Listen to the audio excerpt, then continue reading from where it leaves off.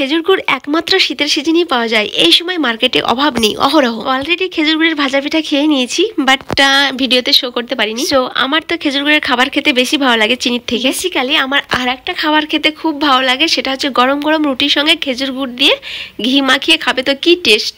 I hope তোমাদেরও খুব খুব পছন্দ হবে, একবার ট্রাই করে দেখতে পারো। সো আজকের রেসিপি চিতই পিঠা, সেটা আমার মা বানাচ্ছে। যেভাবে মা চিতই পিঠা বানায়, প্রথমে জলটা গরম করে নেয়, তারপর অ্যাড করে খেজুর গুড়, তারপর দারচিনি লবঙ্গ এলাচ অ্যাড করে দেয় সঙ্গে সঙ্গে, তারপর জাল করে একটু কমিয়ে নেয়, তারপর অ্যাড করে দেয় দুধ, তারপর সেটাকেও ভালোভাবে জাল করে কমিয়ে নিয়ে ঠান্ডা করতে রেখে দেয়। সো তারপর আতপ চালের ময়দাকে জল দিয়ে ভালোভাবে গুলে নেয়, তারপর পারফেক্ট ডো তৈরি করে, তারপর সাতখোলাতে, যেটা মাটির পাত্র সেটাকে আমরা সাতখোলা বলি, সেটাতে পরপর চিতাইগুলো বানিয়ে ফেলে। সো বানানো কমপ্লিট হলেই সঙ্গে সঙ্গে রসে অ্যাড করে দেয়, তারপর 2-3 ঘন্টা পর দেখবে একদম পারফেক্ট সফট হয়ে গেছে, বেকিং সোডা ছাড়াই। অবশ্যই রসটাকে হালকা গরম রাখবে, তবে চিতই অ্যাড করবে। কি সুন্দর হয়েছে না, একদম সে লেভেলের।